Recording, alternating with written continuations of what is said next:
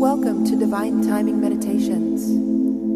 This is a verse from the Tao Te Ching. Please refer to the description box below to learn more about the Tao Te Ching and how to incorporate it into your daily life.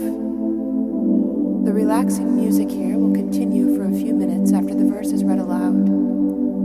Please use this time to contemplate the verse's meaning and what it means to you. Feel free to share your experience with us in the comments below. And while you're here, please subscribe to our channel to get notified about all of our self-discovery content. Now let's begin.